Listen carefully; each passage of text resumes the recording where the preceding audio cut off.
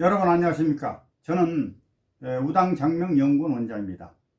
그간 제가 사회에 걸쳐서 사주를 직접 구성을 해서 이름에서 가장 중요하다는 자원오행, 자원오행이란 사주에서 용신과 신을 말한다고 하였습니다. 그래서 사주 구성을 직접 해서 용신을 정하는 법 중에서 억부용신법이라는 게 있는데, 그 억부용신법 중에서 네 번째까지를 설명을 드렸는데, 오늘은 다섯 번째 말씀을 드리려고 합니다. 오늘 다섯 번째 말씀은 나를 돕는 자가 약하여 그 돕는 자에게 힘을 실어주는 오행을 용신으로 정한다는 그런 제목이었습니다. 다시 한번 말씀드립니다만, 억부법 중에서 다섯 번째는 나를 돕는 자가 약하면 그 돕는 자에게 힘을 실어주는 오행을 용신으로 정하는 경우를 말씀을 드리려고 합니다. 지금까지 사회에 걸쳐 말씀을 드렸는데, 많은 분들이 조금 어려워서 잘 모르겠다 이렇게 하신 분도 계시고, 어느 분들은 내용은 잘 모르겠으나 자원이 매우 중요한 것 같구나 이렇게 말씀하시는 분들도 계시고, 또 어느 분들은 자원오행을 정확히 넣는다는 것은 사주 공부가 확실히 돼야 되겠구나 이렇게 생각을 하시는 분들도 있어요. 근데 물론 이제 장명을 공부를 하시는 분들이나 사주를 약간만 공부하신 분들도 쉽게 제 말씀을 이해하리라 생각합니다만은, 그러지 않은 대부분의 그 일반인 분들은 무슨 소리가 무슨 소리인지 전문용어가 다 튀어나오기 때문에 잘 모르겠다 이렇게 생각을 하실 겁니다. 그러나 제가 누누이 말씀드린 자원오행이라는 것이 이름에서 가장 중요한 것이구나 하는 것을 강조한다는 의미에서 그렇게 이해를 해 주십사 이렇게 말씀을 드리겠습니다. 그러면 직접 제가 실제 사주를 써가면서 그 구성을 해서 그 내용, 용신을 찾아서 말씀을 드리는 걸로 이렇게 해보겠습니다. 자, 사주 한번 기록해 보겠습니다. 양력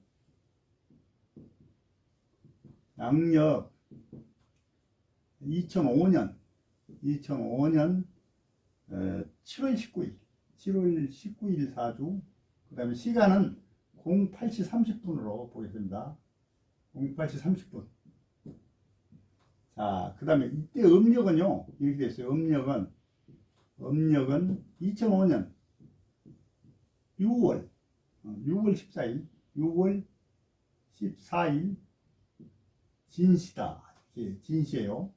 자, 누누이 말씀을 드렸습니다만, 시간은 진시란 7시 반부터, 그러니까 7시 반부터 9시 반, 대전 청주 기준입니다. 그래서 우리나라는 표준시를 135도 표준시를 사용하고 있기 때문에 항시 30분씩 딜레이 된다는 거 아셔야 합니다. 그래서 가장 우리나라 정중앙이 청주 대전 기준으로 이렇게 보면 7시 반부터 9시 반까지가 진시다. 지역에 따라서 몇 분의 차이가 있습니다. 말하면 대전과 서울 몇 분의 차이가 있다는 걸 아시기 바랍니다. 그래서 이 사주는 그냥 7시 반부터 9시 반 사이로 보고 진시로 보겠습니다. 진시. 그래서 사주를 직접 한번 써보겠습니다. 이 사주는요, 곤명사주. 곤명이 뭐냐? 여자 사주. 여자 사주고, 직접 한번 써보세요. 연월일시를 먼저 써요. 연, 월, 일, 시.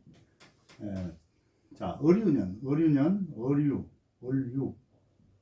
자, 그 다음에 개미 있습니다. 개미. 그 다음에 갑진일. 그 다음에 무진시 이렇게 연월일시 이렇게 거꾸로 이런 이 방향으로 씁니다. 그래서 사주팔자라고 그러죠. 사주팔자. 지난번도 말씀드린 사주팔자. 글자가 8개이기 때문에 사주팔자다 이렇게 하시면 되겠어요. 그리고 그 다음에 대운까지 한번 써보자. 대운이란 10년마다 바뀌는 운을 대운이라고 합니다. 이 대운은 합, 월, 병, 정, 무, 기, 경, 신 써보겠습니다. 그 다음에 신, 유, 술, 해, 자, 추, 인, 묘.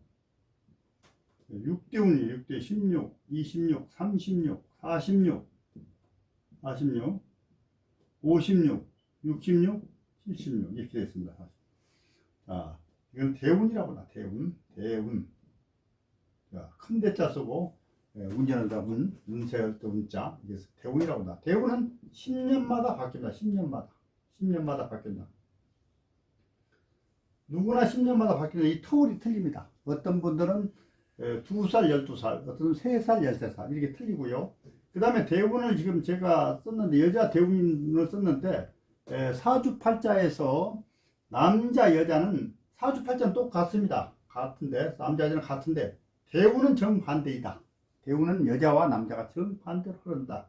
이렇게 아시면 되겠습니다. 그래서 이 사주가 또 한 가지 올해는 신축년이죠. 신축년 내년에 이민년 이렇게 이걸 뭐라고 하냐면 계묘년 이렇게 되죠. 계묘년. 자, 올해 17살인가? 18, 이걸 뭐라고 해요? 세운이라고 그래요. 세운. 아시죠? 세운. 자, 매년 운이 바뀌어가는 것을 세운이라고 합니다. 아까 10년마다 운을 바뀌는 것을 대운이라고 그러고, 세운은 매년 바뀌어간다. 아시죠? 갑자기 병이장면 이렇게 육식갑자 쭉 진행해 나가면서 바뀌는 거예요. 대운은 10년마다 지난 세월은 아웃되고 새로 바뀌는 것이고, 자, 그러면 이 사주는 이 대운은 6살부터 대운이 이렇게 딱 써놨죠. 그럼 5살까지는 대운의 영향이 없고 이 세운의 영향으로 그냥 살아간다. 이렇게 하시면 되는 것이겠습니다. 그 다음에 이 사주에서요, 한 가지 있으면 삼재라는 게 있어요. 삼재. 여러분 들어보세요. 삼재. 3년, 입삼재, 들삼재, 나갈삼재. 이렇게 해서 삼재라는 게 있는데, 삼재가 해자축이에요. 해자축. 참고로, 돼지, 쥐띠, 소띠가 삼재이다. 말하면. 그러니까 이 사주는 올해는 삼재, 나갈삼재 들어가 있어요. 나갈삼재 아시죠? 나갈삼재이다. 참고로 제가 이걸 말씀드렸고요. 그럼, 오늘 말씀드릴 사항은 이 사주를 전체적으로 제가 통변한다기보다도 이 사주에서 용신이 과연 무엇인가, 그 용신을 정하는 방법 이겁니다. 이거 억부법 중 나를 돕는 자가 약하면 그 돕는 자에게 힘을 실어주는 오행을 용신으로 정하는 경우이다. 이렇게 말씀드렸죠. 용신으로 정하는 경우이다. 이렇게 말씀을 드렸어요. 그러면 자, 이 사주는 음력 6월입니다. 이게 미가 음력 6월이에요. 그러니까 이제 한문을 쓰고 일반 분들은 한문 자체도 잘 이해가 들어오지 않고 그러니까 자꾸 설명을 해도 무슨 말인지 잘 들어오지 않습니다만은, 그러나 사주를 어디든지 보러 가시면 이렇게 한문을 쓰게 되어 있습니다. 어떤 분들은 한글로 쓰신 분도 계시더만요. 그러나 한문을 좀 써야 쉽게 설명을 할 수가 있다. 이렇게 아시면 돼요. 음력 6월의 간목이다. 항시 사주는 나 자신, 이게 일간이라고 해요. 일간과 일지, 이거는 일지라고 그러죠. 일간, 일지 이렇게 되고, 일간, 일지. 그래서 음력 6월 달에 간목이 나 자신인데, 간목을 돕는 오행이 여기 있어요. 수생목, 을은 똑같은 나무니까 이렇게 하죠. 수생목으로 나를 돕는다. 이렇게 하시는데, 이제 나를 돕는다. 근데 이 사주에 보면 이 토가 여기도 있고 여기도 있고 여기도 있고 여기도 있습니다. 이거는 목국토 편재, 재성류 재성 편재, 전문용어로 편재다. 편재. 이것도 편재다. 이것도 편재다. 이건 정재다. 이렇게 돼 있어요. 재성운이다. 재성운. 이렇게 있는데 사주에 나를 돕는 오행은 불가 이것뿐이 없다. 이거하고 이거다. 물론 이 지장간이라고 숨어있는 오행은 있긴 합니다만은, 그건 탁 쳤을 때, 이게 천간에 출출되면 좀 강도가 있습니다만은, 우선 보기에는 나를 돕는 오행이 약합니다. 수기운이 약하다, 이런 얘기. 근데 이 수기운을 돕는 오행, 힘을 실어주는 오행을 용신으로 봐야 되는데, 역시 수는 그 자체가 수생목으로 나를 돕는단 말이에요. 수생목으로 돕는단 말이에요. 그 다음에 목은 같은 동질의 오행이기 때문에, 동질의 나무 오행이기 때문에 수목으로 이게 수가 용신이다. 이게 용신이에요, 용신이요. 수가 용신이다. 그런데 보시면요, 이 수가 약합니다. 약하단 말이에요. 그래서 이 약한 이 수기운은 사주에 무기토, 무기토 이래요. 요것도 토고 요것도 토입니다. 이 사주 기운이 왔을 때 굉장히 흉합니다. 흉하다는 얘기는, 무는 또 이 계자와 합쳐 무기합 화가 되는 거, 무기합으로 해서 화가 되는 거, 화가. 그래서 이 사주에서 화는 대단히 불리해요. 이 화토가 대단히 불리한 사주거든요, 화토가. 그래서 화가 돼버리니까 불리하다. 또 이 기토는 목국토로 해서 역시 또 똑같은 기운들이니까 더 불리하다. 이렇게 해서 화토 기운이 매우 불리한 사주인데, 그러면 금기운은 어쩌냐, 금기운도 금이 세라고 봤을 때 나를 칠 수 있지 않습니까? 그런데 금기운은 이 수생이, 수기운이 옆에 있어서 바로 곧장 금극목으로 말해요. 금극목으로 바로 칠 수가 없으니, 그렇게 금균이 올 때는 나쁘지 않는다, 흉하지 않을 것이다, 이렇게 추론을 해봅니다. 자, 그러면 얼른 보자면요, 이 사주는 뭐냐, 재가 매우 강해요. 재산할 때 재가 반타이게 재다. 그 다음에 몸신자를 써 그 다음에 약하다, 이게 약하다. 약하다. 재다 신약사주입니다. 재다 신약사주다, 이게. 재다 신약사주 특징은요, 대부분 보면은 결혼해서 배우자에게 어떤 최선을 다해서 내조를 해도 그렇게 나한테 돌아온 것이 좀 별로다, 이렇게 아시면 돼요. 그런데 어떤 분들이 이 재다 신약사주를 가지고 계신 분들이 큰 부를 이루는 사람도 있어요. 그런 경우에 대운이 잘 들어왔을 때, 또 내가 실생활에서 사주가, 제가 그랬어요. 사주가 저 운세를 전부 좌지우지 하지는 않는다고 그랬단 말이에요. 근데 재다 신약 사주가 너무 어떤 분야에 노력을 해서 철저하게 실력을 키울 때 큰 재를 축적할 수도 있습니다. 그런데 대부분 좀 마음이 여리고 거절을 못하고 그런 분들이 많아요. 그래가지고 항시 결단이 없고 끈끈매점이 부족하단 말입니다. 그래서 항시 저는 재다 신약 사주를 가지고 계신 분들은 운이 좀 안 좋을 때 특히 끈끈매점이 확실해야 된다. 그건 내 철저한 자기 관리를 해야 된다. 내가 소속하는 분야에서 최선을 다해 최고가 되도록 노력해야 된다. 그럼 분명히 부도 이룰 수 있다. 그런데 그렇지 않으면 자칫 힘든 삶을 살아간다, 이렇게 보시면 돼요. 근데 이제 대운의 흐름을 쫙 보시면요, 자, 약간 수목이라고 했어요. 수목. 이 용신이 수고 목이란 말이에요. 그럼 수기운이 언제부터 오냐? 36세부터 바뀌어 30세, 40대 초에 온단 말이에요. 40대, 원래는요. 40대. 물론 사주란 이 세운, 말하자면 내년에 나쁘지 않아요. 18세, 19세 나쁘지 않단 말입니다. 근데 40대 초에는 굉장히 좋아진다, 이렇게 아시면 돼요. 또 물론 여기서 기축년에는 또 상당히 하락하는 그런 기운이 있다가 또 이렇게 갈수록 좋아지는 수도 있다. 이 하락하는 기운이 올 때는요, 내가 실력을 크게 키워서 정말 내 바운더를 확실히 해놓으면 잘 넘어간다, 이렇게 아시면 되는 거예요. 사주라는 것은 그때 오면 그냥 나쁜 기운이 왔으니까 나는 대책이 없구나, 이렇게 생각하시면 안 된다, 이렇게 말씀을 분명히 드립니다. 그리고 예를 들면 이제 18세, 19세 되면은 수생목으로 내 길을 보강하니까 이제 아마 계면년이 20세 초까지 될 거예요. 초까지. 그러면 시험운이 좋다고 보는 거예요. 시험운. 그때 이제 대학을 시험보다 할 때 좋은 일이 있을 거예요. 시험운이 좋다, 이렇게 아시면 되는 거예요.